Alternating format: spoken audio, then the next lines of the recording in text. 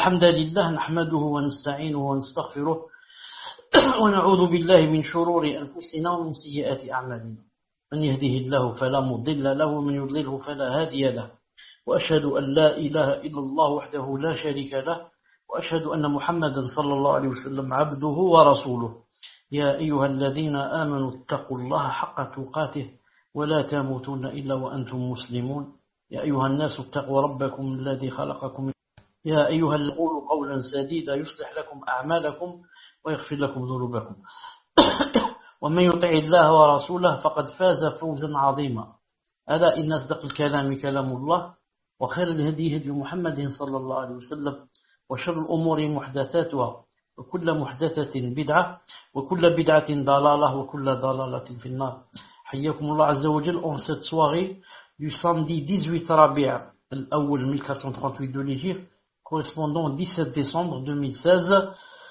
dans le cours numéro 34 des trois fondements. Donc, si vous vous rappelez bien, nous étions en train de parler des 6 piliers de la foi et on était arrivé au 6e pilier, croire au destin, yani favorable ou défavorable.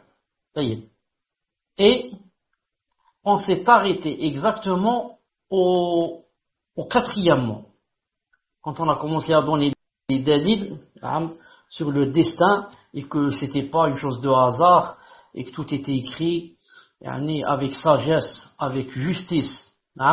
Si vous vous rappelez bien, on avait dit troisièmement, il n'est pas, dans le hadith sahih, un d'entre vous sans que sa place ne soit déjà réservée au paradis ou en enfer. Un homme parmi les personnes présentes dit alors, devons-nous délaisser nos actes au messager d'Allah? Il répondit non, agissez car la voie de chacun sera facilitée. Donc, celui que Allah Azza wa Jal sait de lui qu'il va aller au paradis, il va lui faciliter la voie du paradis. Et celui qui ne veut pas le paradis, il veut aller en enfer, Allah Azza wa Jal sait de lui qu'il va aller en enfer, donc il lui facilite la voie de l'enfer. Allah Ta'ala dit dans le Coran, فَأَمَّا مَنْ أَعْطَى وَاتَّقَى وَصَدَّقَ بِالْحُسْنَى فَسَنُيَسِّرُهُ لِلْيُسْرَى سورة الليل وَأَمَّا مَنْ بَخِلَ وَاسْتَغْنَى وَكَذَّبَ بِالْحُسْنَى فَسَنُيَسِّرُهُ لِلْعُسْرَى. C'est-à-dire celui qui donne et craint Allah Azza wa Jal et déclare véridique la ilaha illallah, nous lui faciliterons la voie au plus grand bonheur. Et quant à celui qui est avare, il ne veut pas adorer Allah subhanahu wa ta'ala, il traite de mensonge la ilaha illallah, celui-là, nous lui faciliterons donc la voie à la plus grande difficulté. La voie qui... Maintenant, donc ça, c'était une révision. On était à troisièmement. Il reste trois autres, disons, preuves, bi'idhnillahi ta'ala. Alors, quatrièmement, on va dire, Cheikh Ibn Uthaymin, rahimahullah ta'ala, dit, Allah Azza wa Jalla a ordonné aux serviteurs d'accomplir certaines choses et lui en a interdit d'autres, sans lui imposer plus que ce qu'il ne peut supporter. Je répète, Allah Azza wa Jalla a ordonné aux serviteurs d'accompagner certaines choses et d'accomplir certaines choses et lui en a interdit d'autres, sans lui imposer plus que ce qu'il ne peut supporter. Allah Ta'ala dit dans le Coran, At-Taghabun 16, فاتقوا الله ما استطعتم واسمعوا واطيعوا وأنفقوا خيرا لأنفسكم. Craignez Allah Azza wa Jal, donc autant que vous pouvez. Écoutez, obéissez, faites largesse, ce sera un bien pour vous. Donc, le témoin c'est quoi ici? C'est craignez Allah Azza wa Jal autant que vous pouvez. Pas plus que vous ne pouvez. Autant que vous pouvez. Et il a dit aussi, Baqara 286, La yukallifu Allahu nafsan illa wus'aha. Allah n'impose à aucune âme une charge supérieure à sa capacité. C'est pas possible qu'une personne ne puisse pas faire une chose et que Allah Azza wa Jalla lui dise cette chose, Yawm al-Qiyamah. Ça n'existe pas, ça, alhamdulillah. Et encore, ce qu'il faut savoir, c'est que tout ce que Allah Ta'ala nous a imposé de faire, avant de nous l'imposer et de nous enjoindre de le faire, il a su qu'on pouvait le faire. Parce qu'il nous a créé, il sait. Il nous a créé, il sait. C'est comme toi, tu as 2 garçons, tu sais que celui-là, il peut faire telle chose, et le deuxième, il ne peut pas faire. Tu le connais très bien. Celui-là, tu ne l'as pas créé, c'est seulement ton enfant. Qu'en est-il celui qui t'a créé? Comment se fait-il qu'il ne sache pas, yani, c'est quoi ta capacité, bi'idhnillah subhanahu wa ta'ala. Cheikh Ibn Uthaymin dit, rahimahullah ta'ala, or, si l'être humain était contraint de ses actes, donc ici on est en train de répondre à ceux qui disent que l'être humain est contraint de faire ce qu'il fait. Si l'être humain était contraint de ses actes, ce serait lui imposer une charge dont il ne pourrait se défaire, ce qui est une aberration. C'est pourquoi, lorsqu'une personne commet un acte de désobéissance par ignorance, oubli ou sous la contrainte, aucun péché ne lui est compté car elle est excusée. Non, quand une personne fait un acte, même de désobéissance, si c'est par oubli, ou par contrainte, ou par jahl, elle est excusée. Non. Mais si par contre, elle le fait en sachant que cette chose c'est haram, et sciemment, délibérément, sans aucune contrainte, elle aura un péché. Cinquièmement, le destin d'Allah Azza wa Jal est un secret scellé, dont on ne prend connaissance qu'après sa réalisation. Le destin, ce qui est prédestiné sur la tablette préservée de Lawh al-Mahfouz, personne ne le connaît, même pas le prophète alayhi salam, même pas les anges.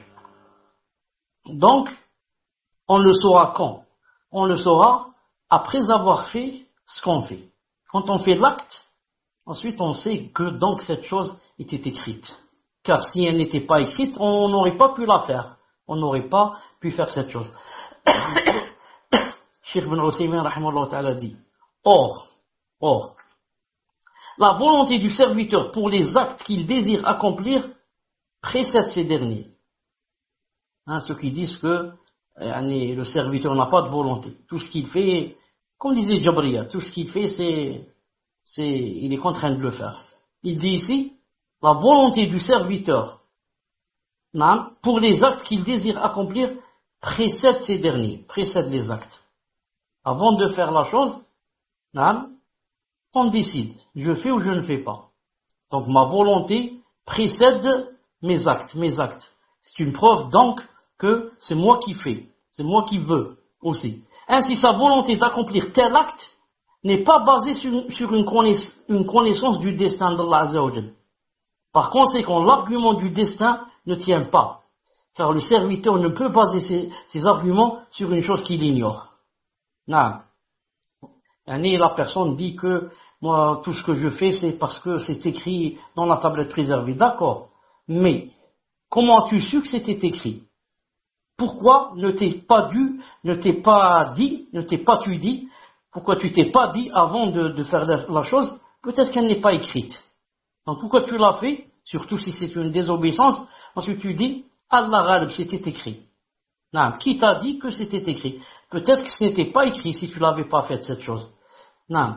Sixièmement, pour les choses de ce bas monde qui lui conviennent, l'être humain accorde une attention toute particulière à ce qu'elle ne lui échappe pas.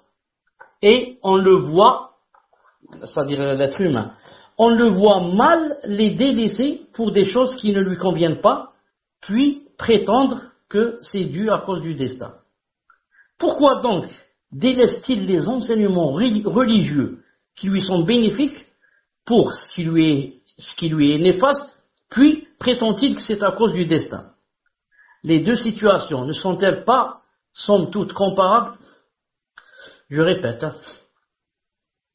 Il dit, on voit mal le serviteur délaisser les choses qui lui conviennent pour des choses qui ne lui conviennent pas, puis prétendre que c'est à cause du destin. Ça n'existe pas. Toute personne qui aime une chose ou bien, elle essaye de faire des efforts pour l'avoir. Donc elle ne la laisse pas tomber, elle dit c'est le destin. Toute chose vers laquelle elle aspire, la personne, elle essaye de l'exaucer. Il dit ici, pourquoi donc, puisque c'est ainsi, cette personne délaisse les enseignements religieux qui lui sont bénéfiques pour ce qui lui est néfaste, ensuite prétend que c'est à cause du destin. Il dit la même chose. Comme dans la dunya, quand tu aimes une chose, tu fais des efforts pour la faire, tu dis pas, je laisse tomber, c'est pas écrit. La même chose, il dit pour la religion. Tu dois faire des choses, naam, qui plaisent à Allah subhanahu wa ta'ala, et ne pas faire le contraire, c'est-à-dire des désobéissances, et dire c'était écrit sur le Lawh al-Mahfouz. Illustrons cela par un exemple. Imaginons une personne se trouvant face à deux chemins. Le premier mène vers une contrée où règne le chaos, le crime, le pillage, la peur et la faim, et où l'honneur est bafoué. Quant au second chemin, il mène vers une contrée où règne l'ordre, la sécurité, la prospérité, et où la vie, l'honneur et les biens sont respectés. Lequel des deux chemins cette personne choisira-t-elle? De toute évidence, elle choisira le second chemin, qui mène vers le pays où règne l'ordre et la sécurité, et aucune personne douée de raison ne se permettrait de choisir le chemin menant vers le pays du chaos et de la peur, puis va se justifier en affirmant que c'est à cause du destin. Mahmoud, vous m'entendez? Donc, jusque-là, c'est très logique, c'est très normal. Alhamdoulilah. Donc, c'est très logique, c'est très normal. Aucune personne, hein, si on lui dit il y a un chemin, celui-là, si tu le prends, il va mener vers la capitale et tu vas trouver là-bas les gens et ta famille, etc. Et le deuxième chemin, il mène vers des voyous qui attendent là-bas au tournant et des animaux dangereux et des je ne sais qui. Et il dit, allez, je prends le deuxième chemin, le mauvais, et je dis, qaddar Allah ma shafa'a, c'était écrit. Non, tout le monde va essayer de prendre le premier chemin. Il dit ici, puisque c'est ainsi, pourquoi donc, concernant l'au-delà, cette personne choisit-elle le chemin de l'enfer et délaisse celui du paradis, puis se justifie en affirmant que c'est à cause du destin? Pourquoi donc cette personne qui dans cette vie choisit le meilleur des deux chemins, pourquoi pour l'au-delà elle ne choisit pas aussi le meilleur des deux chemins? Pourquoi elle fait le contraire? Elle choisit le chemin de Iblis, le chemin de la désobéissance, le chemin qui mène vers l'enfer, le chemin qui attire le courroux d'Allah subhanahu wa ta'ala. Et si tu lui dis pourquoi, il te dit c'est le destin. C'était écrit. Qaddar Allah, je peux rien faire, c'était écrit. Prenons un autre exemple, Cheikh dit, rahimahullah ta'ala. On demande au malade de se soigner en prenant des médicaments dont il n'a pas envie. On lui interdit certains aliments qui pourraient lui être néfastes et il les délaisse, bien qu'il les désire ardemment. Tout ceci pourquoi? Afin de guérir et de se rétablir. Et on le voit mal refuser de prendre ses médicaments ou se nourrir sciemment d'aliments qui lui sont néfastes, puis prétendre que c'est à cause du destin. Donc, c'est clair, le malade délaisse des choses qu'il aime vraiment prendre, manger et boire. Mais il les délaisse pourquoi? À cause de l'espoir de guérir et de se rétablir bi'idhnillahi ta'ala. Taïb. Donc il va pas, on voit mal refuser ses médicaments, il va pas donc se nourrir de choses qui ne sont pas adéquates, ou bien refuser ses médicaments et il va dire c'est le destin. Il va pas faire ça. Il dit, alors pourquoi l'homme délaisse-t-il ce que Allah Azza wa Jal et son prophète alayhi sallam ordonnent, ou il transgresse ce qu'ils ont interdit, puis prétend que c'est à cause du destin. Non. La même chose pour les médicaments. Pourquoi les médicaments? Tu les délaisses. Non. Et tu dis pas que c'est écrit sur la table préservée. Pourquoi alors tu fais pas la même chose avec Allah subhanahu wa ta'ala et son prophète, le mauvais chemin? Pourquoi tu délaisses pas le mauvais chemin, mais plutôt tu marches sur le chemin, sur le faux chemin, et tu dis que c'est écrit sur la tablette préservée. Septièmement, prenons le cas d'une personne qui justifierait ses manquements aux obligations religieuses, transgression d'interdits, en avançant l'argument du destin. Prenons un exemple qui, à chaque fois tu lui dis pourquoi tu pries pas, pourquoi tu te voiles pas, pourquoi, elle dit c'est qaddarallah ma shafa'al.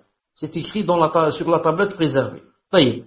Si une personne l'agresse maintenant et bafoue ses droits, puis l'argument du destin en disant ne m'en veux pas, car l'agression que je viens de te faire subir, découle du destin d'Allah Azza wa Jal. Cheikh dit, nul doute que la personne agressée n'accepterait pas cette excuse.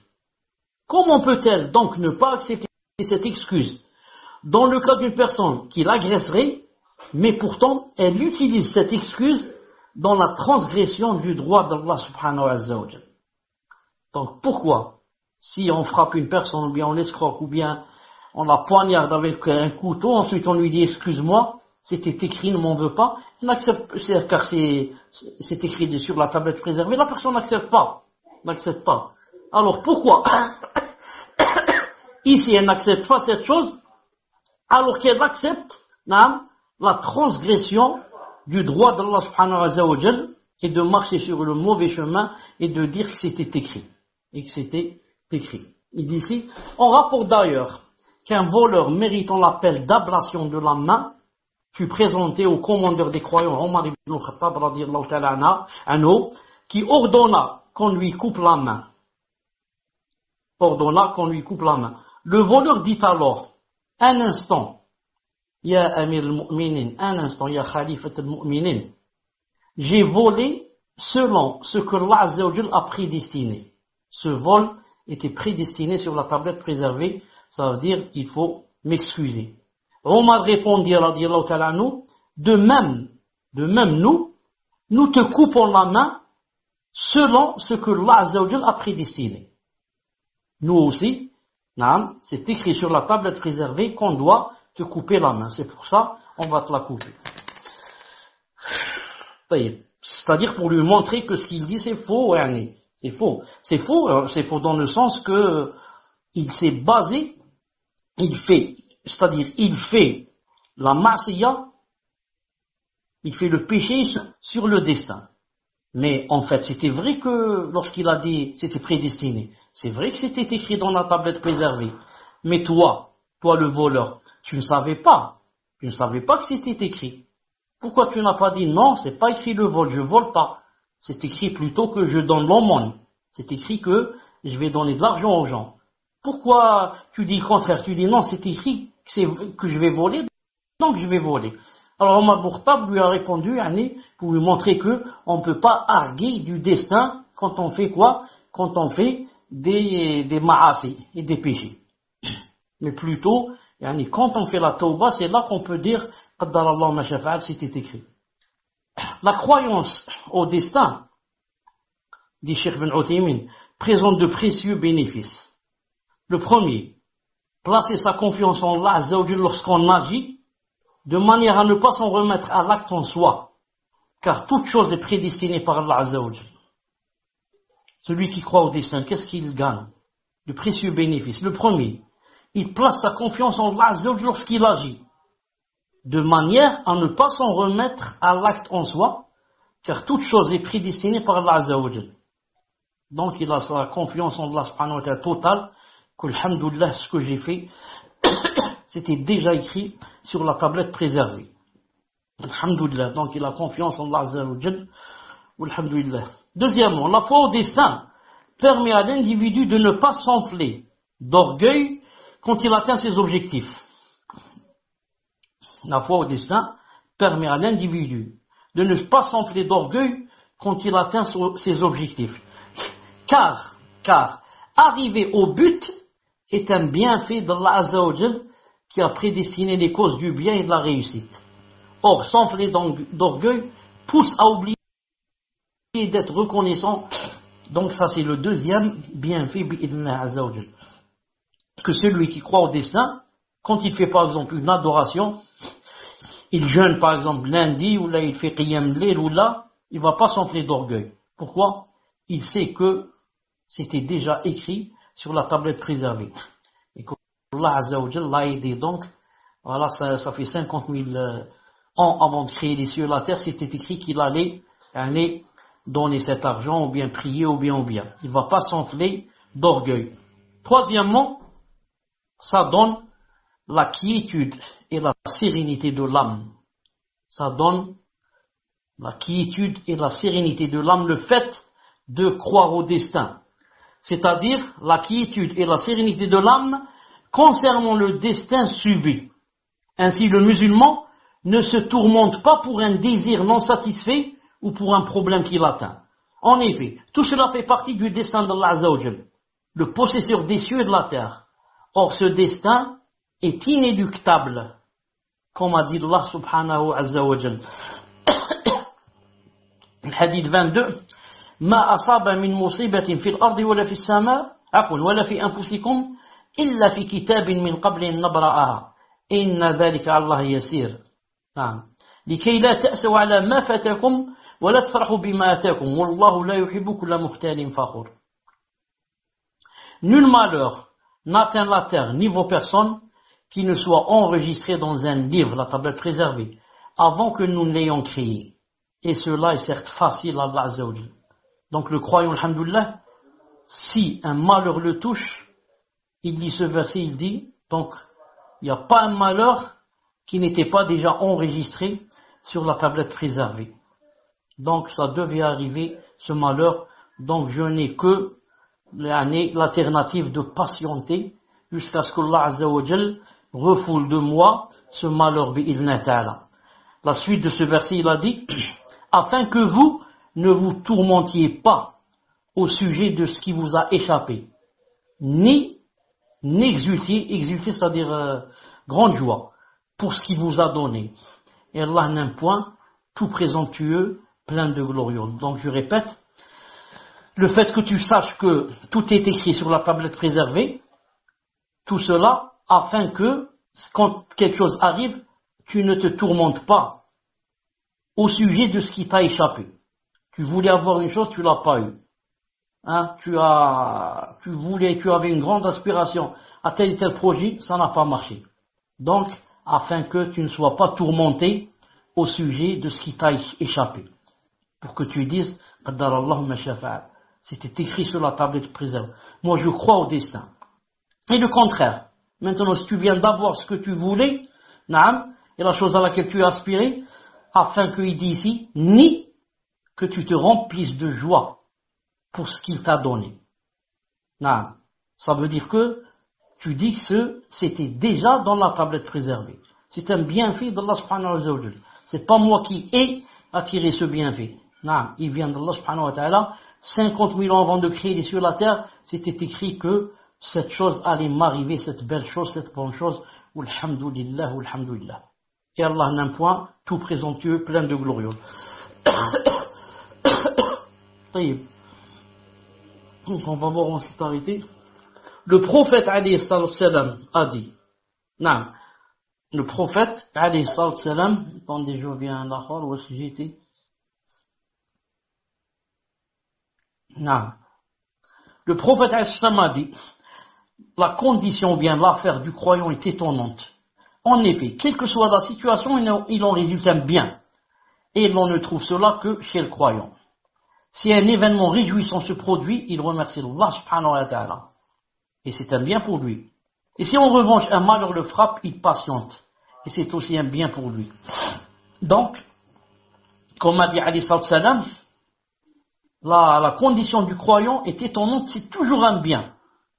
Dans les deux cas. Dans le cas où il a un bonheur, et dans le cas où il a un malheur. Dans les deux cas, c'est masha'Allah. Mais c'est juste pour qui? Seulement pour le croyant. Seulement pour le croyant. Donc le croyant, si maintenant de la situation résulte un bien, naam, qu'est-ce qu'il va dire? Si c'est quelque chose qui le réjouit, c'est pas moi, ça vient pas de moi, ça vient d'Allah subhanahu wa ta'ala. Ça vient de sa grâce, c'est bien fait, de sa rahma. Alhamdulillah ya Rab, ça vient pas de moi.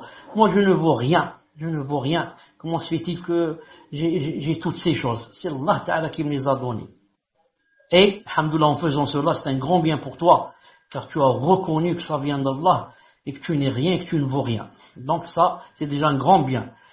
Et la deuxième des choses, c'est le contraire. Si c'est un malheur qui te frappe, qu'est-ce qu'il y a? Il y a la patience.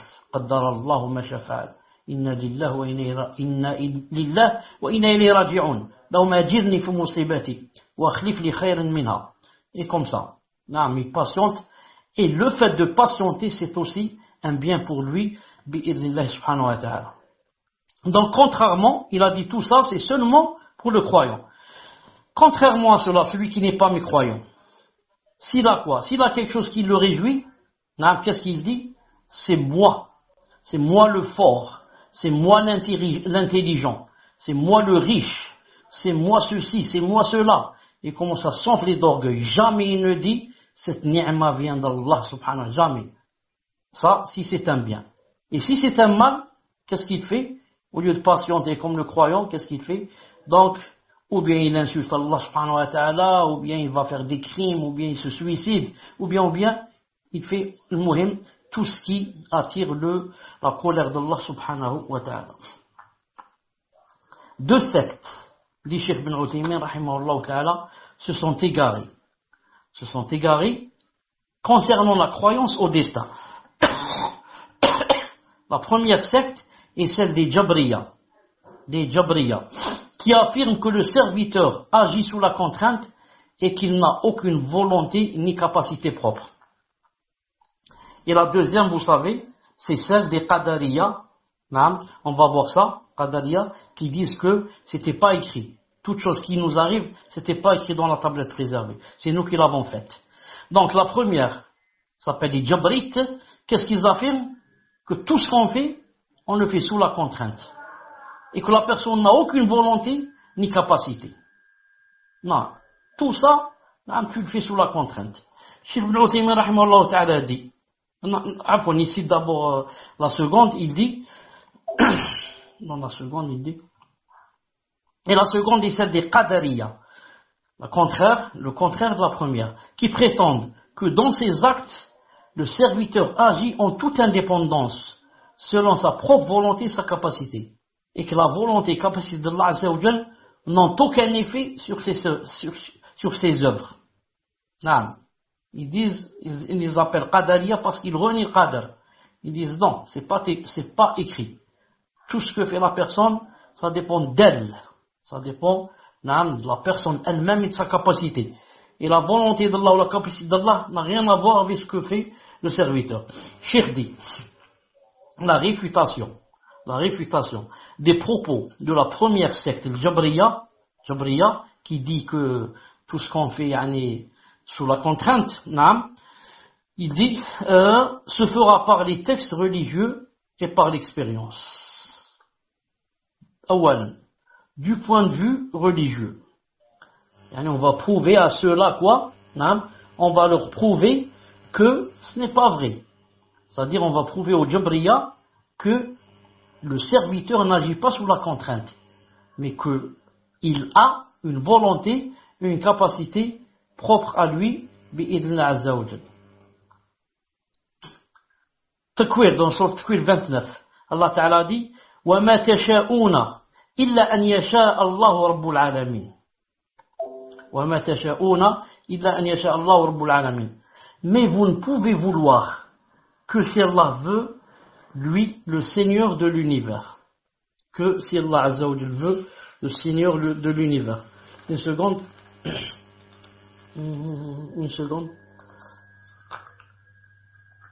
Je crois qu'il y a une faute ici. Une seconde.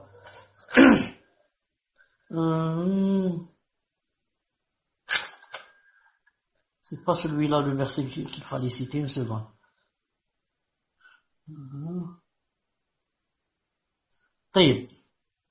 Voilà le verset qu'il fallait citer. Du point de vue religieux, voilà le verset. Minkum man yuridu dunya wa mis. Il en est parmi vous qui désirent la vie d'ici-bas, et il en est parmi vous qui désirent l'au-delà. Donc, regardez bien le verset, il en est parmi vous qui désirent la vie d'ici-bas. Donc, c'est vous qui désirez. Donc, Allah Ta'ala montre ici qu'ils ont la volonté de faire, et ils désirent. Et il a dit, il en est parmi vous qui désirent quoi? Qui désirent l'au-delà. Donc, ça prouve ici, il y en a contre les Jabriya qui disent que ce n'est pas nous qui décidons. Il dit, si on a une capacité, on a une volonté, donc ici Allah Ta'ala a dit, pour ceux qui désirent d'ici cette dunya et ceux qui désirent l'au-delà. Il a dit aussi, dans un autre verset, il a dit, Al-Kahf 29, وَقُلِ الْحَقُّ مِنْ رَبِّكُمْ فَمَنْ شَاءَ فَلْيُؤْمِنْ وَمَنْ شَاءَ فَلْيَكْفُرْ. La vérité émane de votre Seigneur. Quiconque le veut, qu'il croit. Quiconque le veut, qu'il mécroit. Donc ici aussi c'est clair. Quiconque le veut, qu'il croit. Quiconque le veut, qu'il mécroit. Donc Allah Ta'ala montre ici que, il dit la volonté, quiconque le veut. Et il dit, il croit, il dit, s'il ne veut pas, alors il mécroit. Donc, il t'a donné le libre arbitre, tu choisis. Tu n'es pas contraint. Je choisis comme je veux. Si je veux, je crois. Je crois. Si je veux, je deviens kafir, je mécrois. Non, ça revient à moi. Bi'idhnillah subhanahu wa ta'ala. Ensuite, il dit, dans un autre verset, il dit aussi, l'autre verset,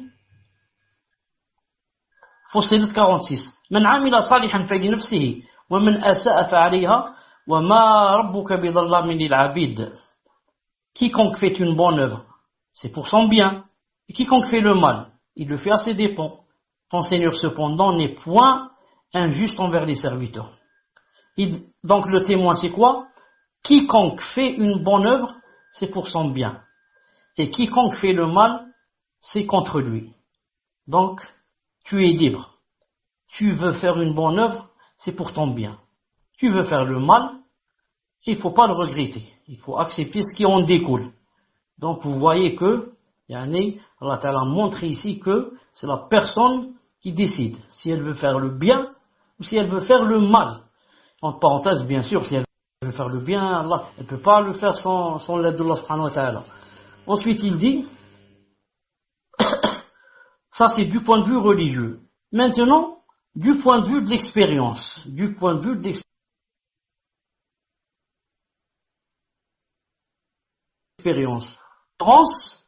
entre les actes qu'il accomplit librement de par sa volonté, comme le fait de manger, de boire, de vendre ou d'acheter, et la différence entre les actes qu'il accomplit contre lui, c'est-à-dire malgré lui, comme le fait de trembler à cause de la fièvre, ou de tomber par accident du toit d'une bâtisse. Dans le premier cas où c'est lui qui veut manger, boire, etc., l'individu accomplit son acte par choix et par volonté, sans contrainte aucune, alors que dans le second cas, où il tremble, ou bien il tombe par accident du haut d'une bâtisse, dans le deuxième cas, il n'a rien fait par choix. Et c'est involontairement que ces choses lui sont arrivées. Donc, on a réfuté maintenant les propos de qui? Les propos de Jabriya, qui disent qu'on est contraint. Ce n'est pas nous qui faisons les choses. Tout ce qu'on fait, on est contraint de le faire. Il y a ces versets qu'on a cités, et beaucoup d'autres versets, des hadiths bien sûr qu'on n'a pas cités, qui montrent que c'est la personne qui a choisi. Comme Allah Ta'ala dit dans le Coran, وَهَدَيْنَهُ النَّجْدَيْنِ. Il a dit aussi وَهَدَيْنَهُ السَّبِيلِ إِمَّا شَاكِرًا وَإِمَّا كَفُورًا. Il a dit, on lui a montré les deux voies. On l'a guidé vers les deux voies. Ensuite, c'est la personne qui choisit. La preuve, je suis maintenant assis, je choisis ce que je veux faire. Je veux aller à la mosquée, je veux aller au bar, comme je veux. La mosquée se trouve à 200 mètres, le bar il se trouve en ville à 1 kilomètre. Je choisis où je veux, je peux même. Donc, je ne suis pas contraint. C'est moi qui choisis. La même chose, je choisis ce que je veux manger, je choisis ce que je veux boire, je choisis comment je m'habille, je choisis yani, ce que je dis, les paroles que je dis, je choisis avec qui me marier, je choisis où habiter, et comme ça. C'est moi qui choisis, je suis bi'idhnillah ta'ala libre entre faire le bien ou bien faire le mal. Tout ça, c'est pour réfuter les propos des Jabrites. Maintenant, on va refuter les propos de la seconde secte, le Qadariya. Ceux qui disent que quoi? Qui disent que, yani, c'est-à-dire le contraire du Jabriya. Et ceci va se faire par les textes religieux et par la raison. Premièrement, on va leur dire du point de vue du texte religieux. Ceux qui disent Qadariya, ils disent il n'y a pas de Qadar. C'est pas écrit, hein? C'est pas écrit. Alors on va leur dire, Allah Ta'ala, Azza wa Jal, a créé toute créature et toute chose, Allah Azza wa Jal a créé toute chose et toute chose n'a lieu que selon sa volonté. Tout le monde est d'accord pour dire cela. Aucune chose ne peut avoir lieu sans la volonté d'Allah Azza wa Jal. Si Allah ne veut pas, par exemple, qu'une chose se produise, est-ce qu'elle peut se produire? C'est pas possible. Car si tu dis oui, qu'est-ce que ça veut dire? Ça veut dire que Allah Ta'ala ne commande pas donc l'univers. Il veut pas que telle chose se produise et elle s'est produite. Il veut pas que une bombe éclate et elle a éclaté. Il veut pas que la pluie tombe et la pluie est tombée. Il veut pas que cette personne aille vers cet endroit et la personne y va. Donc c'est pas lui qui commande l'univers. Donc il se passe sur cet univers des choses qu'Allah Ta'ala ne commande pas. Donc ça, c'est impossible. Toute chose n'a lieu que selon la volonté d'Allah Azza wa Jal. Or Allah Azza wa Jal a clarifié dans son livre que les actes des serviteurs ont lieu conformément à sa volonté. Conformément à sa volonté. Il a dit par exemple, Baqara 253, تلك الرسل فضلنا بعضهم على بعض منهم من كلم الله ورفع بعضهم درجات وأتينا عيسى ابن مريم البينات وأيدناه بروح القدس ولو شاء الله, écoutez ici, c'est ça le témoin, ولو شاء الله ما اقتتل الذين من بعدهم من بعد ما جاءتهم البينات ولكن اختلفوا فمنهم من آمن ومنهم من كفر. Voilà le deuxième témoin, ولو شاء الله ما اقتتلوا ولكن الله يفعل ما يريد. Parmi ces messagers, nous avons favorisé certains par rapport à d'autres. Il en est à qui Allah Azza wa Jalla a parlé, comme Moussa alayhi salam. Il en a élevé d'autres en grade. À Jésus, Isa, fils de Marie, nous avons apporté des preuves et l'avons fortifié par le Saint-Esprit. Et si Allah Ta'ala, écoutez bien, et si Allah Azza wa Jalla avait voulu, les gens qui vinrent après eux, après les messagers, ne se seraient pas entretués. Je répète, et si Allah avait voulu, ces gens-là ne se seraient pas entretués. Ça veut dire, s'ils se sont entretués, c'est par la volonté d'Allah. S'il avait voulu qu'ils ne s'entretuent pas, il ne l'aurait pas fait. Après que les preuves leur furent venues, mais ils se sont opposés, les uns restèrent croyants, les autres furent infidèles. Encore une fois, si Allah avait voulu, ils ne se seraient pas entretués. Si Allah Ta'ala avait voulu, ils ne se seraient pas entretués. Aucune chose ne peut se passer sans la volonté d'Allah. Mais pourquoi Allah Ta'ala les a laissés entretués? Réponse, mais Allah fait ce qu'il veut. C'est son, quoi? C'est son univers. C'est son univers. Et ceux qui se sont entretués, ce sont ses créatures. Il fait d'eux ce qu'il veut. Personne n'a le droit de dire pourquoi. Seul Allah Ta'ala sait qu'on est la grande sagesse. Et Yawm al-Qiyamah, tu sauras pourquoi. Le témoin ici dans ce verset, c'est que, il a dit, s'il n'avait pas voulu, il n'aurait pas fait cette chose. Que rien ne se passe sans la volonté d'Allah subhanahu wa ta'ala. Une seconde, Inch'Allah Ta'ala. Il y a quelque chose qui fait du bruit derrière moi. Je vais l'éteindre et revenir, Billah Ta'ala, Inch'Allah. Salam alaikum, est-ce que vous m'entendez? Alhamdulillah. Donc, nous sommes en train de réfuter qui? Réfuter les Qadarites. Non, les Qadarites qui disent que c'est pas écrit sur le Qadr. Ça dépend pas de la volonté d'Allah subhanahu wa ta'ala ce qu'on fait. On continue. Il dit un autre verset. Maintenant, toujours pour réfuter les Qadarites, Sijda 13.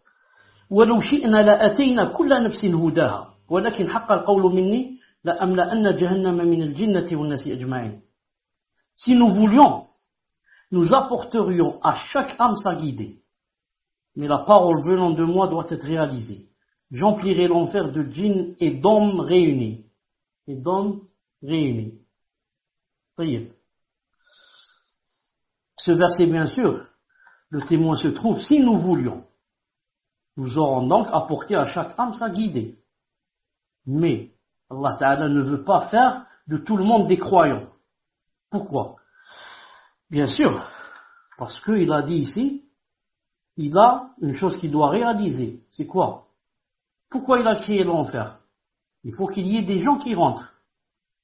Donc, ça c'est une promesse qu'il y a des gens qui vont rentrer en enfer, comme il y a des gens qui vont rentrer au paradis. Mais, est-ce que la personne qui va rentrer en enfer, est-ce que c'est Allah Ta'ala qui va la faire rentrer, yani, par injustice?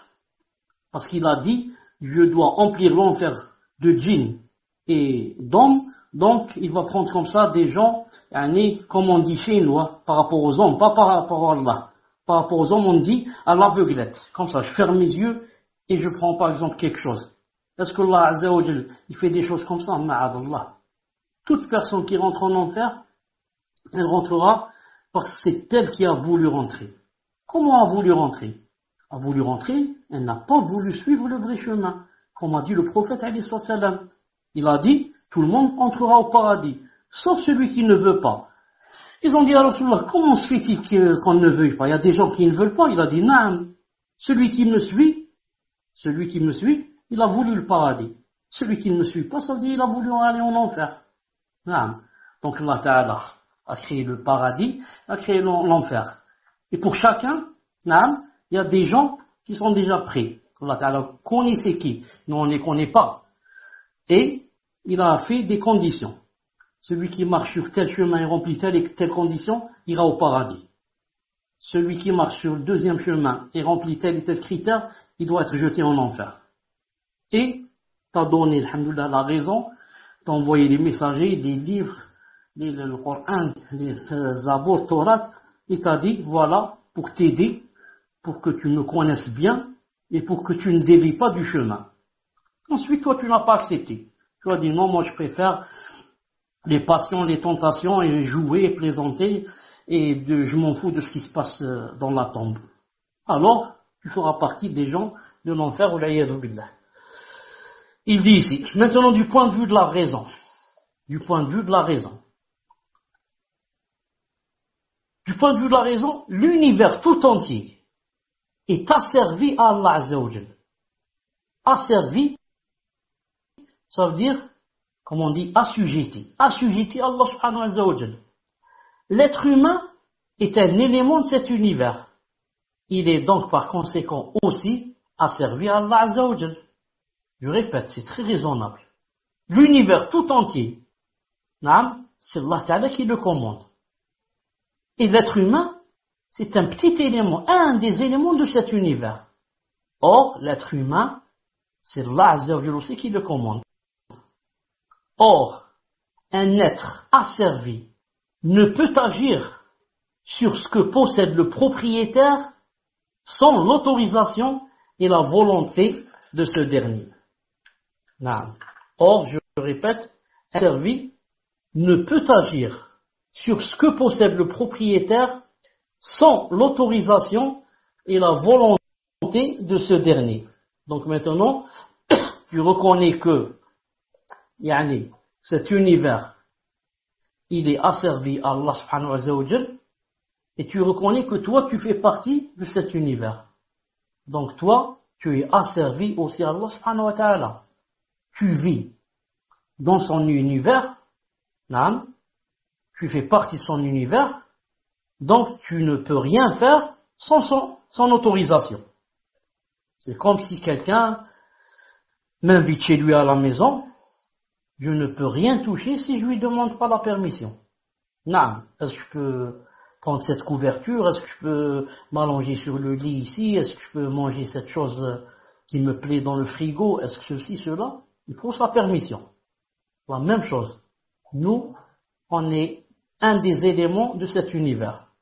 Donc on ne peut rien faire sans l'autorisation du propriétaire de cet univers, qui régit cet univers et qui n'est d'autre que Allah subhanahu azza wa jalla. Maintenant, je devais continuer en allant au 3e degré, qui est l'ihsan, mais je crois que je ferais mieux de m'arrêter ici, car c'est un nouveau chapitre que je laisserai pour le prochain cours, Inch'Allah Ta'ala, surtout que plus la personne parle beaucoup, et plus le long est court, et plus les gens se lassent et commencent à ne pas bien assimiler les choses. C'est pour ça que j'arrête ici. Si quelqu'un va dire, j'ai pas compris, comment tout à l'heure, on avait dit que c'est nous qui faisons les choses, c'est nous qui avions le libre choix. Entre parenthèses, bien sûr, là où il y a le libre choix. Sinon, il y a des choses, qu'on fait sous la contrainte. Ça, vous le savez, comme la fièvre, comme quelqu'un qui doit aller aux toilettes, comme quelqu'un qui doit dormir, comme quelqu'un qui doit mourir, il y a des choses là-dedans, on ne parle pas de ça. On parle d'autres choses, les autres choses qu'on ne fait pas sous la contrainte. Est-ce que c'est nous qui avons le libre arbitre ou pas? On a montré qu'on avait le libre arbitre. Et que Allah Azza wa Jalla nous a, comme il a dit, وَهَدَيْنَاهُ النَّجْدَيْنِ. Il a dit aussi, وَهَدَيْنَاهُ السَّبِيلِ إِمَّا شَاكِرًا وَإِمَّا كَفُورًا. Donc c'est la personne qui choisit. Elle dit, ou bien je veux aller au paradis, donc je dois faire telle et telle chose, ou bien moi je m'en fous, je veux aller en enfer, et je m'en fous de l'enfer, je m'en fiche de l'enfer, donc je fais telle et telle chose. Non. Maintenant, si une personne va dire, et comment, dans la réfutation par rapport au Qadariya, on a dit que tout dépendait de la volonté d'Allah. On va dire, non, il n'y a aucune contradiction bi'inna subhanahu wa ta'ala.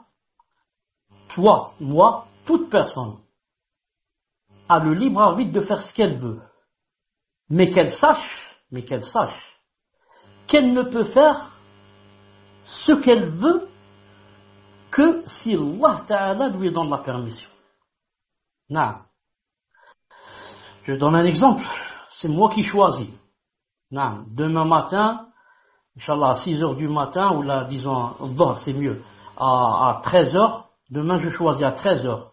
Ou bien je vais aller à la mosquée, ou bien je vais aller au bar. Je suis en train de réfléchir, c'est pas ce que je vais faire. Bon, non, je suis en train de réfléchir, donc c'est pour dire que c'est moi qui choisis. Mais, demain quand je décide, je dis, je vais aller à la mosquée, Inch'Allah Ta'ala. Jamais je ne pourrai aller, c'est là aussi, Azza wa Jal, c'est pas aussi. Si Allah Azza wa Jal, avant cela, ne veut pas lui et ne donne pas la permission. Et la même chose, si je choisis le bar, je ne peux pas aller au bar si Allah subhanahu wa ta'ala ne donne pas la permission. Car il ne se peut pas faire sans sa permission. Et quand on dit que Allah ta'ala donne la permission, c'est-à-dire veut lui aussi, ça ne veut pas dire qu'il aime ce que je fais. Il veut seulement. Car Allah ta'ala veut des choses qu'il n'aime pas. Et il aime des choses qu'il ne veut pas. Ça, on l'a vu plusieurs fois dans le farq entre la volonté universelle et la volonté juridique. On l'a vu plusieurs fois. Ceux qui ne connaissent pas ça, on peut leur réexpliquer ça. Donc, conclusion, tout ce que je fais, c'est moi qui le fais, mais ne peut le faire que par la volonté d'Allah Azza wa Jalla et sa permission. Que ce soit un bien ou que ce soit un mal. Voilà, Inch'Allah Ta'ala, la conclusion du cours est le madhab de Ahl-Sunnah ou al-Jama'a bi'idhnillahi ta'ala. Subhanakallahumma wa bihamdik, ashhadu an la ilaha illa ant, astaghfiruka wa atubu ilayk. Assalamu alaykum wa rahmatullahi wa barakatuh. Et celui qui veut le paradis, et celui qui n'aura pas suivi ma voie, et celui qui ne veut pas le paradis. Et ensuite, quand le cheikh il a fait le commentaire de ce hadith, il a sorti quelque chose de formidable. Il a dit, dans le commentaire de ce hadith, que le prophète sallallahu alayhi wa sallam, il ne cite pas le mot enfer. Dans ce hadith-là, si vous prenez le micro tout à l'heure, Inch'Allah, citez-le en arabe et citez-le en français, il ne cite pas le mot enfer. Il dit, j'ai laissé une voie claire, celui qui aura suivi ma voie et celui qui veut aller au paradis, celui qui n'aura pas suivi ma voie et celui qui ne veut pas aller au paradis. Et bien sûr, la question qui est évidente que tout le monde va se poser, c'est celui qui ne va pas au paradis, il va aller où? Naam. Il y a une logique qui découle de cette chose-là. Et je me souviens aussi que ce cours, c'était quoi ce cours? C'était un rad, une réfutation pour les takfiriyoun. C'était un cours sur les takfiris et leurs croyances corrompues. Parce que eux, qu'est-ce qu'ils disent les takfiriyoun? Ils disent, le prophète sallallahu alayhi wa sallam, il a dit, tout le bien, le sang et l'honneur du musulman, il est sacré pour le musulman. Alors eux, ils ont fait la règle à l'inverse. Si le sang, le bien et l'honneur du musulman, il est sacré pour le musulman, ça veut dire que le bien, le sang et l'honneur du mécréant, il n'est pas sacré pour le musulman. Alors on a le droit de les voler, on a le droit de les tuer, on a le droit de leur faire du mal, on a le droit. C'est ça leur croyance erronée. Et le cheikh, pour les contrecarrer, pour prouver que ce n'est pas parce que le prophète sallallahu alayhi wa sallam il dit une chose d'une manière, s'il n'a pas dit que ça veut dire que son contraire il est automatiquement valable.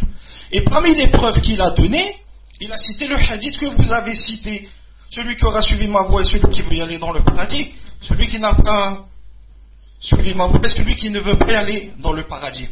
Alors moi, ce qui m'a un petit peu troublé, elle est là ma question par rapport à votre cours d'aujourd'hui.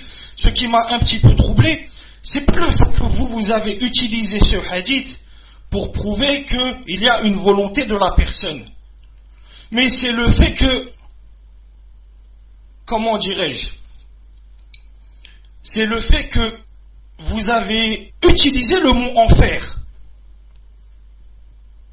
Ou sinon, j'ai mal compris qu'est-ce que vous avez voulu dire dans le contraire de cette chose-là.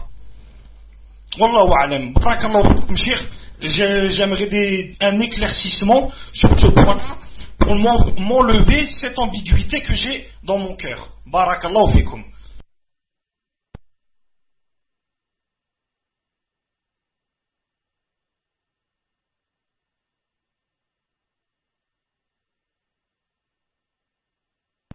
Wa alaykoum salam wa rahmatullahi wa barakatuhu. Ça fait plaisir de t'entendre. Ça fait longtemps que on n'a pas entendu ta voix. Alhamdoulilah, lirak bkhair. Naam. Et puisque tu as posé un petit problème et que tu veux que je te réponde, comme on dit en arabe, on dit al-jawab far'a at-tasawwur. Al-jawab far'a at-tasawwur. C'est-à-dire que il faudrait que je conçoive ce que tu as voulu dire pour que je puisse répondre. Et moi, pour dire la vérité, je n'ai pas encore conçu ce que tu as voulu dire. Sauf que j'ai compris, bien sûr, que le prophète alayhi salam n'a pas employé ici l'enfer. Je suis d'accord avec toi.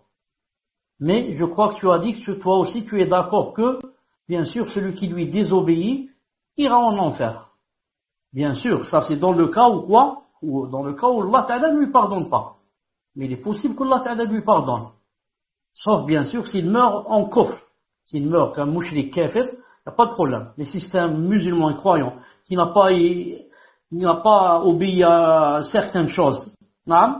Et si Allah subhanahu wa ta'ala veut lui pardonner directement, il lui pardonne. S'il ne veut pas, il peut le purifier d'abord en enfer et ensuite le rentrer au paradis. Alhamdulillah. Vous avez répondu à la question. Alhamdulillah. Alhamdulillah. Donc, je dis aux autres, est-ce que vous avez des questions? Sinon, moi, je dois répondre à une question, car j'ai aussi une question de quelqu'un qui m'a posé, ça fait une semaine là, au frère Mahmoud, et je lui avais promis de répondre comme ça en direct. Taïb, tfadlal. C'est quoi la première question, Mahmoud?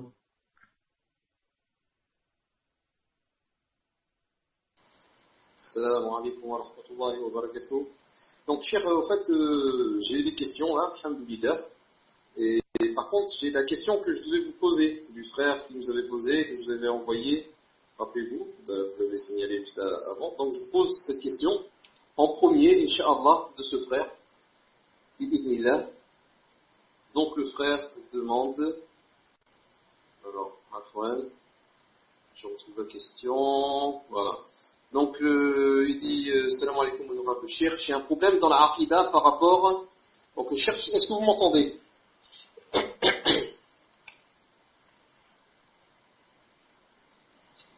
مرحبا بك يا أخي أبو مروان.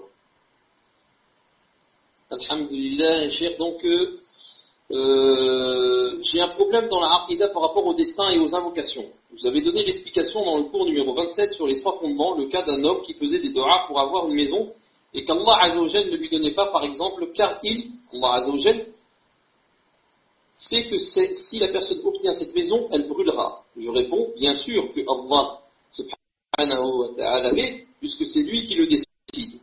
Ne peut-il pas donner à cet homme, c'est-à-dire est-ce qu'Allah Azzawajal ne peut pas donner à cet homme sa maison et ensuite la protéger du feu, puisque c'est lui qui décide de tout et que rien ne se passe sans son autorisation. Prenons un exemple d'un homme qui veut son permis moto et qui ne l'obtient pas, et la raison invoquée par des savants pourrait être que si cette personne avait son permis moto, elle finirait paraplégique, c'est-à-dire handicapée.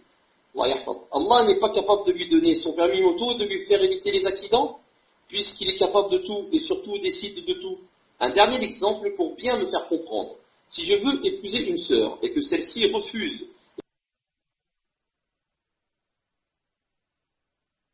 et que l'on me dit que cette femme n'aurait été pas capable de faire en sorte que cette femme ne soit pas une fitna. C'est bon, vous entendez? Donc Allah n'est pas capable de faire en sorte que cette femme ne soit pas une fitna pour moi. Soit Allah décide de tout et capable de tout, alors j'ai rien compris. Il y a des choses que Allah ne peut empêcher, alors que c'est lui qui décide de tout. C'est lui qui décide de tout, alors dire qu'il n'accorde pas à son serviteur une chose pour le préserver est illogique, puisque c'est lui qui décide du tenant et des aboutissants de chaque chose. Je ne veux pas vous mettre dans la difficulté, honorable cher, mais dans vos questions-réponses, il n'y a que des questions sur le mariage, et rarement des questions pointues sur le cours en question. Barakallahu fiik, qu'Allah vous protège. Tfaddal ya Cheikh, wa jazakallahu khayran. Alaykoum salam wa rahmatullah. Donc vous voyez bien que, vous les auditeurs, ou là, les élèves, qu'il vous a critiqué, peut-être sans le vouloir, mais il a dit que vos questions, la plupart, c'est sur le mariage, c'est tout. Il a dit, vous ne posez jamais des questions pointues sur la aqidah, etc. Il a dit, wahda. Deuxièmement, la personne dit que, lorsqu'elle dit que, dire qu'il n'accorde pas à son serviteur une chose pour le préserver est illogique, Je dis, lui, il a déjà parlé de aqidah. Non. Et la aqidah, ce qu'il faut savoir, c'est que elle repose pas sur la logique. Elle repose sur l'iman bil ghaib. Croire, en des choses surtout invisibles. Non. Croire au paradis, à l'enfer, à la balance, ceci, cela, tout ça c'est aqidah. Donc c'est pas une question de logique. Taïb, mais malish. Donc, d'abord, je réponds quand il a dit que il y a des choses que Allah Ta'ala ne peut empêcher, comme ça il dit. Alors c'est lui qui décide de tout. Soit Allah décide de tout et est capable de tout, ou alors j'ai rien compris. Donc, il dit comment se fait-il que si je veux par exemple une maison, je fais des doigts pour que Allah Ta'ala me donne une maison, ensuite il ne me la donne pas. Quand je dis pourquoi, on me dit que Allah Ta'ala savait que cette maison, si tu l'avais eue par exemple, elle aurait pris feu et tu serais mort brûlé. Alors même si tu serais pas mort, tu serais brûlé au 3e degré. Donc Allah Ta'ala, t'a voulu du bien et il a éloigné de toi cette maison, tu l'as pas achetée. Alors lui il dit ici, puisque Allah Ta'ala c'est lui qui décide tout. Pourquoi il me donne pas la maison et en même temps éloigne de moi le feu? Il me donne la maison et décide qu'il n'y ait pas le feu. Bon alors maintenant s'il me donne la maison et le feu doit avoir lieu, donc c'est pas Allah subhanahu wa ta'ala qui commande. Comme ça à peu près il veut dire. Et bien sûr, lui, ça veut pas dire qu'il atteste ça. Mais il dit si on dit comme ça, ça doit donner ça comme logique. Et il cite aussi le cas de la moto. Je fais des doigts pour que Allah Ta'ala me donne la moto. Ensuite, s'il ne la donne pas, je demande au savant, il me dit parce que Allah Ta'ala savait que tu allais faire un accident avec. Donc, il ne te l'a pas donné. Et le frère dit, il peut me la donner et en même temps faire de sorte, écrire sur la tablette préservée, que je ne fasse pas d'accident. Pourquoi Allah Ta'ala ne me donne pas les deux? Et la moto, et il est loin de moi l'accident. Et troisième exemple, il dit la même chose. Si je veux par exemple marier avec une femme par exemple, qui par exemple qui remplit les conditions par exemple, il dit une seconde, il dit et maintenant si Allah subhanahu wa ta'ala me la donne pas, hein, il dit parce que je sais que cette personne, yani cette femme, si tu étais marié avec elle, ça aurait donné des fitna, etc., une source de fitna pour toi. Alors, alhamdoulilah, que yani, je te l'ai enlevé, comme ça tu te maries pas avec elle. Donc c'est pour ton bien, bi'idna ta'ala. La personne dit, pourquoi Allah subhanahu wa ta'ala ne me donne pas en même temps cette sœur avec laquelle je veux me marier, et en même temps, bi'idna ta'ala, il fait de sorte qu'elle ne soit pas une source de fitna. Il fait de sorte qu'elle soit une source de joie et de bonheur. C'est lui qui commande. Pourquoi il ne peut pas faire les deux? Maintenant, je voudrais confirmer que vous avez bien compris ce que veut dire le frère. J'entends le 1. Mahmoud, vous avez bien entendu ce que je vais vous avez bien compris ce qu'il a voulu. Alhamdoulilah. Donc les 4, vous êtes d'accord. Taïb, très bien. Donc moi je vais commencer par lorsqu'il a dit que est-ce que cela, subhanahu wa ta'ala, c'est lui qui décide, ne décide pas, est-ce qu'il se peut que des choses se passent dans cet univers sans sa volonté, etc. Ça bien sûr on l'a vu dans le cours. Et seulement pour étayer encore cela, regardez ce verset où Allah subhanahu wa ta'ala a dit, Al-Baqarah 253. وَلَوْ شَاءَ اللَّهُ مَا اقْتَتَلَ الَّذِينَ مِنْ بَعْدِهِمْ مِنْ بَعْدِ مَا جَاءَتْهُمُ الْبَيِّنَاتُ وَلَكِنِ اخْتَلَفُوا فَمِنْهُمْ مَنْ آمَنَ وَمِنْهُمْ مَنْ كَفَرَ وَلَوْ شَاءَ اللَّهُ مَا اقْتَتَلُوا وَلَكِنَّ اللَّهَ يَفْعَلُ مَا يُرِيدُ. Donc, si Allah avait voulu, les gens qui vinrent après eux ne se seraient pas entretués. Et à la fin du verset, il a dit aussi, si Allah avait voulu, ils ne se seraient pas entretués, mais Allah fait ce qu'il veut. C'est le même verset, je l'ai mis 2 fois, sans le vouloir. Donc ici, le témoin du cours ici, c'est quoi? C'est, et si Allah avait voulu, ils ne se seraient pas entretués. Donc, s'ils se sont entretués, c'est que parce que Allah a voulu. S'il avait voulu, jamais ils se seraient entretués. Et la même chose, il a dit à la fin, si Allah avait voulu, ils ne seraient pas entretués, mais Allah fait ce qu'il veut. Allah fait ce qu'il veut, ça, c'est personne ne connaît sa sagesse, etc. Dans le même contexte, Allah subhanahu wa ta'ala dit, An'am 107, وَلَوْ شَاءَ اللَّهُ مَا أَشْرَكُوا وَمَا جَعَلْنَكَ عَلِيهِمْ حَفِيظًا وَمَا أَنْتَ عَلِيهِمْ بِوَكِيلٍ. La même chose, tout à l'heure il parlait de s'entretuer, maintenant il parle du kufr et du shirk. Allah subhanahu wa ta'ala dit, si Allah voulait, il ne serait point associateur. Mais nous ne t'avons pas désigné comme gardien sur eux.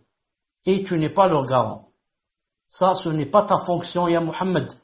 Toi, tu es un messager, mais moi je te dis et je t'apprends que si je veux, si Allah voulait, ils ne seraient point associateurs. Ils seraient des croyants. Si je voulais. Mais, s'ils sont associateurs, c'est parce que je le veux aussi. Quand je dis je veux, ça ne veut pas dire que j'aime. Allah aime le contraire, aime qu'ils soient tous croyants. Mais comme j'ai dit tout à l'heure, il veut des choses qu'il n'aime pas.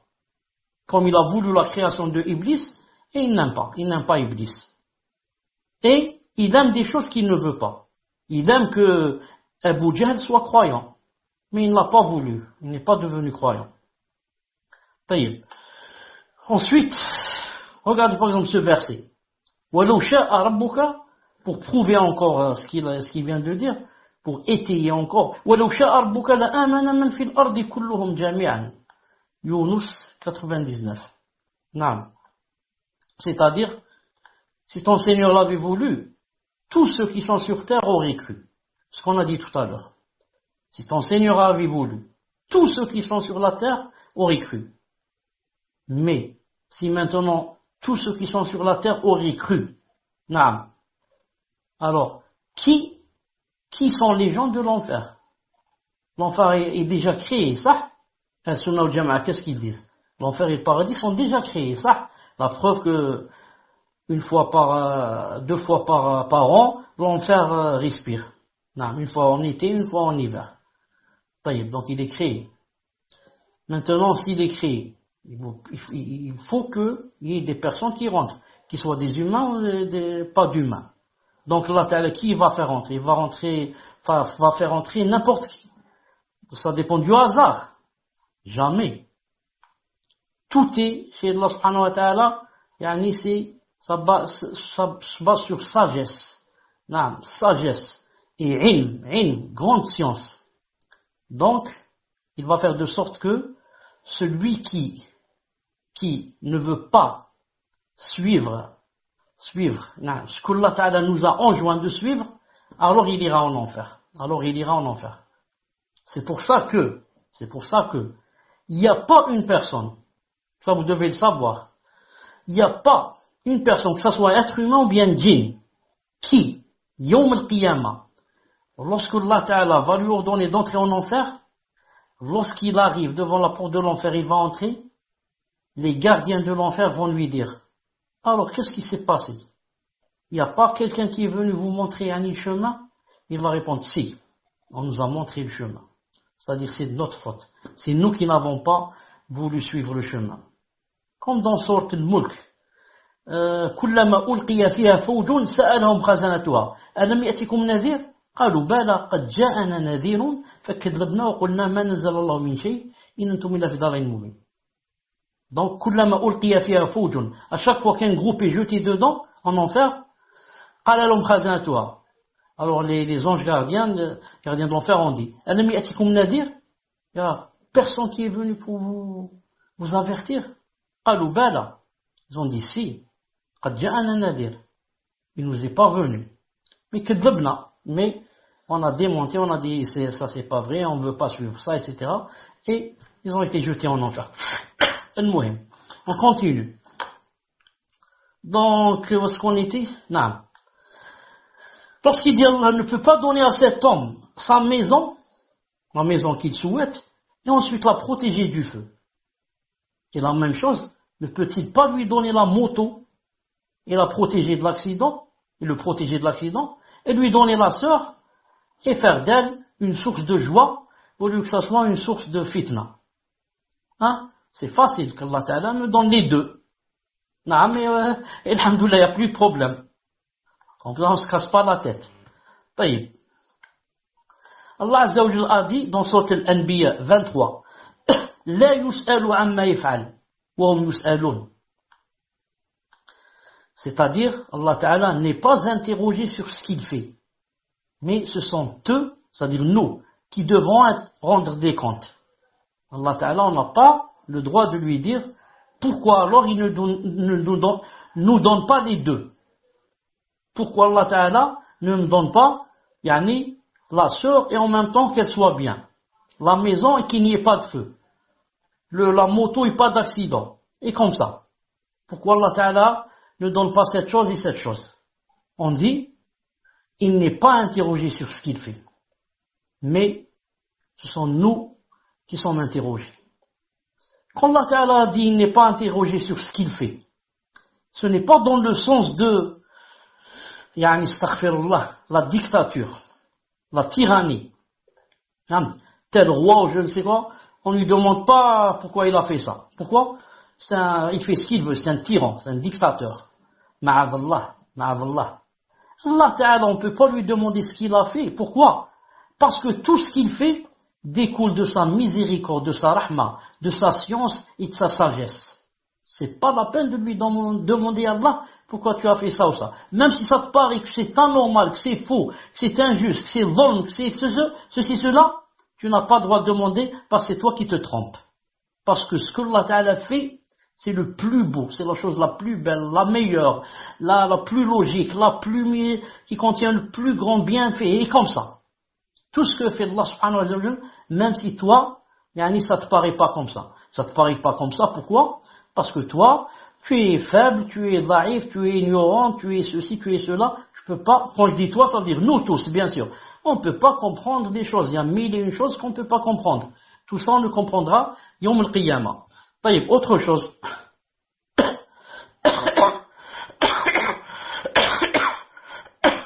Comme dans ce hadith. Tout ce qui se passe pour le croyant, yani, c'est quelque chose de bien. Et comme dans le verset que vous connaissez tous, il se peut que vous détestiez quelque chose et que ça soit un bien pour vous. Il se peut que vous aimiez une chose et que ça soit un mal pour vous. Combien de gens ont cru que telle et telle chose était une chose, masha'Allah. Ils ont couru derrière, je ne sais pas combien qu'ils ont donné et fait d'efforts pour avoir cette chose, et à la fin, yani, ça a prouvé que c'était la chose avec laquelle yani, ils sont morts, ou là ils sont morts. C'était, yani, ils ont couru vers leur mort. Et combien de gens, il leur arrive une chose, ou achètent une chose, ou je ne sais quoi, ils disent ça c'est pas bien, on s'est trompé, etc., c'est pas ce qu'il fallait faire, c'est un malheur, alors que derrière ce malheur, il y a une grande ni'ma qui va arriver, bi'idhna ta'ala. Mais nous, on voit pas plus loin que le bout de nos nez. Non, on voit pas plus loin que le bout du nez. Al-Muhim. On continue. Le prophète, alayhi salam, qui est la personne la plus aimée par Allah Azza wa Jal, a demandé des choses à Allah Ta'ala, et Allah Ta'ala les lui a refusées. Et malgré cela, alayhi salam, il a accepté sans dire, Allah aurait pu me donner cette chose. Donc le prophète, alayhi salam, lui-même, la meilleure créature, la personne la plus rapprochée d'Allah subhanahu wa ta'ala, la plus aimée. Et combien de fois il a demandé des choses et Allah ta'ala ne lui a pas donné. Il aurait pu dire, ya Allah, au lieu de dire, yani, qaddar Allahu ma shafa'al, au lieu de dire, inna lillahi wa inna ilayhi raji'un, au lieu de dire, alhamdulillah ala kulli hal, il aurait pu dire, ya Rabbi subhanahu, tu aurais pu me donner cette chose et en même temps enlever le mal qu'elle contient. Comme a dit ce frère. Mais le prophète islam connaît bien Allah subhanahu wa ta'ala. Ne dit pas ça. Au contraire. Soit il se tait, soit il verse des larmes, soit il dit qaddalallahu ma shafa'al, et comme ça. On va donner un exemple. Regardez le hadith suivant. Bon, à chaque fois ça s'affiche deux fois, mais allez, j'en ai une seule fois. Il a dit أجل إنها صلاة رغبة ورهبة إني سألت الله فيها ثلاثا فأعطاني اثنتين ومنعني واحدة سألته أن لا يهلك أمتي بسنة فأعطانيها سألته أن لا يسلط عليهم عدو من غيرهم فأعطانيها وسألته أن لا يذيق بعضهم بأس بعض فمنعنيها. Mishkat 5754, Cheikh Al-Albani dit sahih. Ici il a dit qu'il a demandé trois choses à Allah subhanahu wa ta'ala. Il a dit, il m'en a donné deux. Et il m'a privé de la troisième. La troisième, il a dit, et je demandais à Allah Azza wa Jal qu'il ne mette pas de dissidence et de fitn entre eux, entre les musulmans. Il me l'a refusé. Allah Ta'ala lui a dit non. Cette chose doit arriver. Les dissidences entre les musulmans et les fitna, etc., ça doit arriver. Donc, la meilleure créature, Allah Ta'ala lui a refusé. Allah Ta'ala, le prophète alayhi salam aurait pu dire, Ya Allah, c'est toi qui commandes. C'est pas difficile pour toi de ne pas donner de dissidence. Donc, donne-moi les deux choses à la fois. En même temps, il y a les musulmans hadous et en même temps, il n'y a pas de dissidence entre eux. Il y a une convergence au lieu de divergence. Mais, Allah Ta'ala lui a dit non, je te donne pas. Autre chose. إني استأذنت في الاستغفار لأمي فلم يأذنني فدمعت عيني رحمة لها من النار. Cheikh Al-Albani dans Ta'liq ala Ibn Hibban, il a dit sahih numéro 5366. C'est-à-dire, il a dit, j'ai demandé la permission à Allah Azza wa Jal de demander pardon pour ma mère qui était morte. Il ne me l'a pas permis. Alors mon œil a larmoyé par miséricorde envers elle pour le feu. Allahu Akbar. Allahu Akbar. Devant sa tombe. Il demande à Allah subhanahu wa ta'ala qu'il lui fasse des doigts de pardon, etc. Allah ta'ala lui dit non. Elle est morte en mécréance. Elle est morte en tant que mécréante. Alors, son œil a larmoyé. Pourquoi? Par rahma envers sa mère qui va aller en enfer. Alors, la personne la plus aimée, pourquoi Allah Ta'ala lui a pas donné les deux? En même temps sa mère Et en même temps, il refoule d'elle le coffre. Il fait d'elle pour qu'elle soit une croyante, et alhamdoulilah, il n'y aura plus de problème. Ou alors ici, il donne au prophète sallam, il lui donne la permission de faire des doigts pour elle. De dire c'est un cas particulier. Celui-là c'est Khalili, c'est mon ami intime. Mais non. Non. Autre chose. Allah Azza wa Jalla a blâmé ceux qui s'interposent à son décret ou bien veulent lui faire des suggestions. Naam. S'interpose. Pourquoi il a fait ceci, pourquoi cela? Encore pire, lui faire des suggestions. Pourquoi Allah tu n'as pas fait ceci, pourquoi tu n'as pas fait cela? Exemple.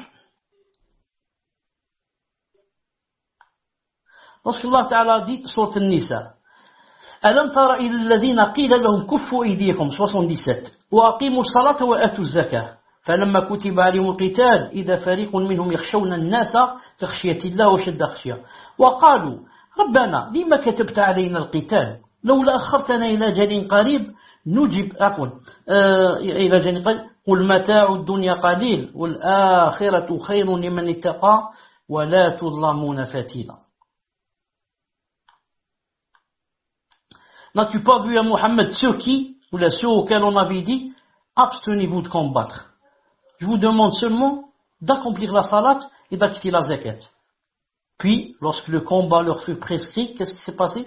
Voilà qu'une partie d'entre eux se mit à craindre les gens comme on craint Allah Azza wa Jalla. Ou même d'une crainte plus forte encore. Et à dire, ô notre Seigneur, pourquoi nous as-tu prescrit le combat? Pourquoi n'as-tu pas reporté cela un peu plus tard? Dis-leur à Mohammed, la jouissance d'ici-bas est éphémère. Éphémère, ça veut dire ça passe vite, comme on dit, fugace. Mais la vie future est meilleure pour quiconque qui est pieux. Donc ici, il y a des gens qui disent, on veut le djihad, on veut le djihad, on veut le djihad. Allah Ta'ala leur dit, c'est pas le moment. Priez seulement, et faites la zakat, et après on verra. Et quand Allah Ta'ala prescrit le djihad, ils ont commencé à craindre l'ennemi, au point où certains l'ont craint plus que, d'une façon très forte, plus qu'on doit le craindre. Et même certains ont dit, ô notre Seigneur, pourquoi nous as-tu prescrit le combat? Donc maintenant, on s'interpose, alors qu'eux, ils cherchaient le combat. Plus grave, des suggestions. Pourquoi n'as-tu pas reporté cela un peu plus tard? Donc maintenant, on demande à Allah subhanahu wa ta'ala, astaghfirullah, de rendre des comptes. Taïb, autre chose. Si Allah Azza wa Jalla donnait à toute personne ce qu'elle voulait, alors comment Allah Azza wa Jalla éprouverait les gens par le mal?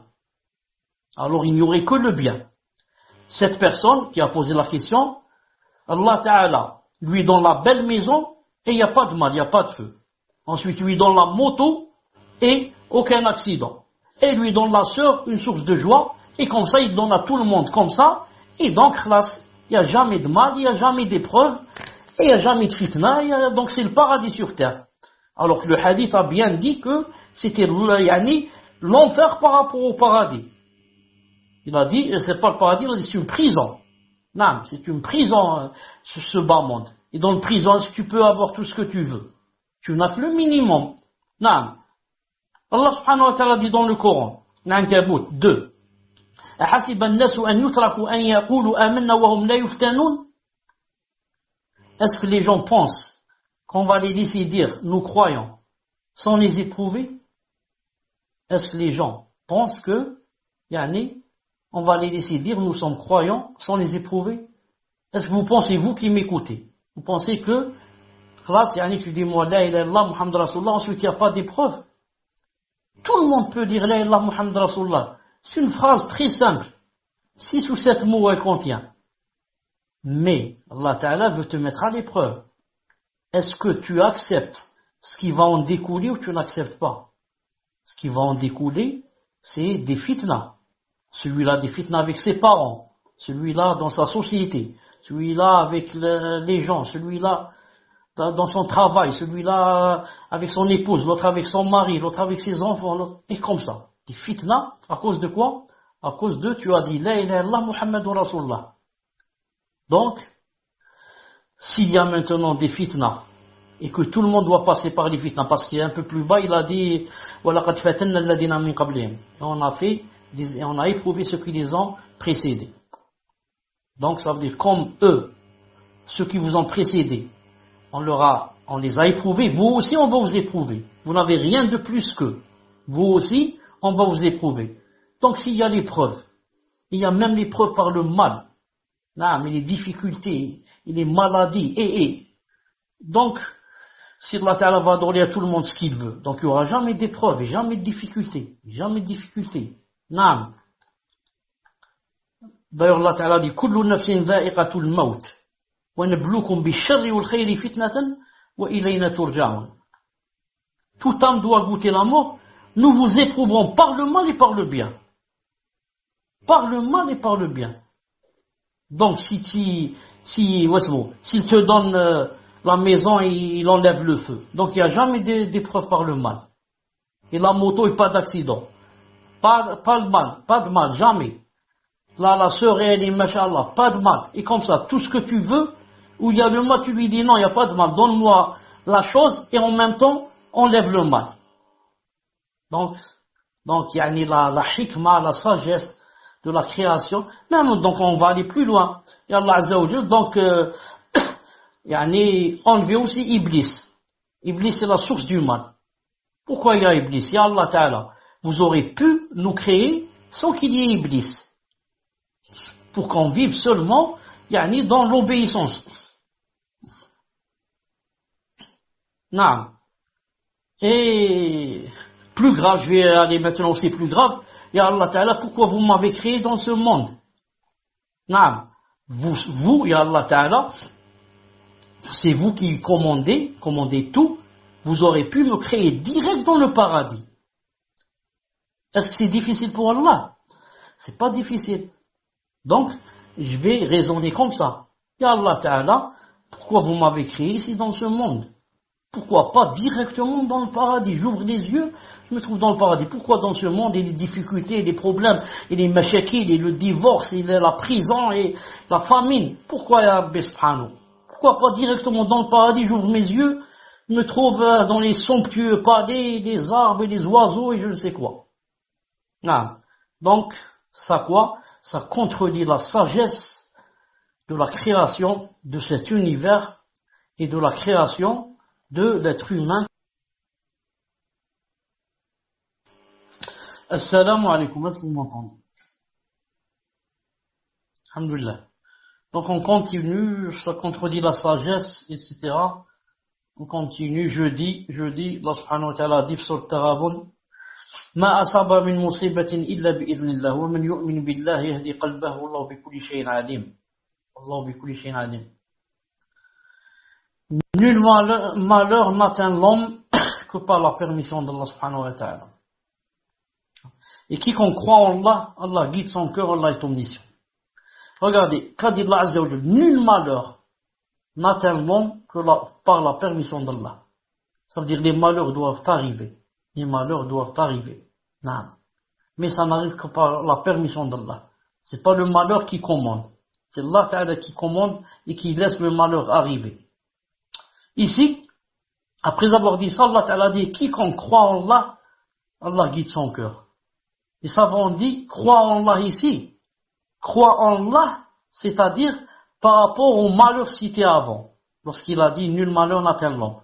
C'est-à-dire que toute personne qui croit que ce malheur est arrivé par la permission d'Allah, alors Allah Ta'ala guide son cœur. Il n'aura plus un cœur tourmenté, mais un cœur serein, un cœur plein de quiétude, plein de sérénité, un cœur qui dit alhamdoulilah, ce malheur s'il m'est arrivé, c'est par la permission d'Allah et sa volonté, et que sûrement c'est moi le fautif. J'ai dû faire mille et une choses qui ne sont pas bien. Et Allah Ta'ala m'a donné ce malheur. Et en plus, je dis, même si je n'ai rien fait, je n'ai fait que des bonnes actions. Et Allah Ta'ala m'a donné ce malheur, je ne suis qu'un élément de cet univers. C'est Allah Ta'ala qui commande cet univers. Il fait ce qu'il veut dans son univers. Il n'a pas de compte à rendre. C'est nous qui avons des comptes à rendre. Il n'est point questionné sur ce qu'il fait. Car c'est lui le plus sage, le plus, comment on dit, qui a plus de ilm, c'est-à-dire omnipotent. Omniscient. C'est lui l'omniscient. Et c'est lui, le tout miséricordieux, le très miséricordieux. Si quelqu'un pense comme ça, quand un malheur lui arrive, Allah Ta'ala dit, alors Allah Ta'ala guide son cœur. Guide son cœur. C'est pour cela que tu trouves des gens qui vivent dans la famine et qui a un cœur guidé, tu dis Alhamdulillah, Alhamdulillah. Comment tu vas? Alhamdulillah, je vais bien. Alhamdulillah ala kulli hal. Et comme ça, Allah Azza wa Jalla a guidé son cœur. Plein de maladies, des maladies graves. Alhamdulillah ala kulli hal. Alhamdulillah. Subhanallah. Qu'est-ce qui s'est passé? Allah Ta'ala a guidé son cœur. Il a su que ce malheur venait d'Allah subhanahu wa ta'ala et il a accepté. Allah Ta'ala l'a récompensé en guidant son cœur. Et quand Allah Ta'ala guide ton cœur, qu'est-ce qui va se passer? Il va se passer que ce malheur va s'alléger. Tu vas le sentir très léger. Alors que c'est quelque chose de grave qui t'a atteint. Mais, alhamdulillah, Allah Ta'ala, a allégé ce malheur en élargissant ta poitrine, en faisant descendre la sekina dans ton cœur, alhamdulillah. Ni'ma min Allah. Regardez le kafir. Une petite fièvre, et c'est quoi? Et c'est la grande panique. Et c'est, la grande angoisse. Et c'est, voilà, il s'écroule. Il s'écroule. Et s'il continue comme ça, peut-être qu'il se suicide. Juste pour une petite affaire qui n'a pas marché. Il vient de perdre 5 000 euros. Il vient de perdre 5 000 euros. Classe, c'est la fin du monde. C'est la fin du monde. Subhanallah al-Azim. Alhamdulillah, alhamdulillah, alhamdulillah. Naam. Alors pour terminer, on dit, comme a dit Allah Azza wa Jalla, comme a dit le prophète alayhi salam, il a dit, إذا ذكر أصحابي فأمسكوا وإذا ذكر النجوم فأمسكوا وإذا ذكر القدر فأمسكوا. صحيح صحيح الجامع Cheikh Al-Albani 545. C'est-à-dire quand mes compagnons sont cités, taisez-vous. Quand les étoiles sont citées, taisez-vous.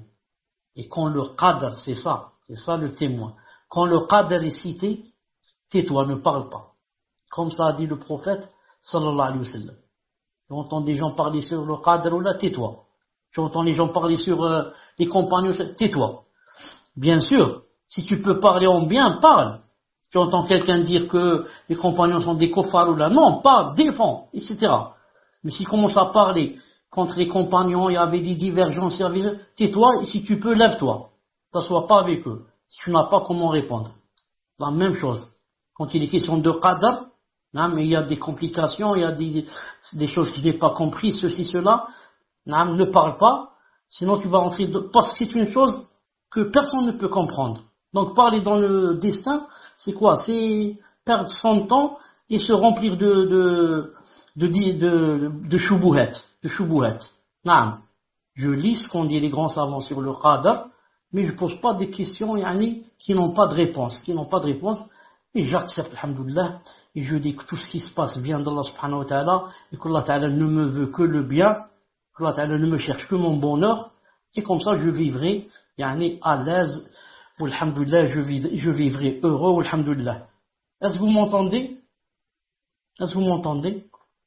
Alhamdoulilah. Donc, je dois m'arrêter ici, Inch'Allah ta'ala, surtout que j'ai ici ma mère qui est invitée chez moi, et j'ai assez tardé. Donc, je dois arrêter, bi'idhnillah subhanahu wa ta'ala. On va se rencontrer, Inch'Allah ta'ala, samedi, bi'idhnillah subhanahu wa ta'ala. Je dis subhanakallahumma bi. Les questions auxquelles j'ai pas répondu, on peut les laisser, Inch'Allah ta'ala, pour le prochain cours. Wassalamu alaikum wa rahmatullahi wa barakatuh.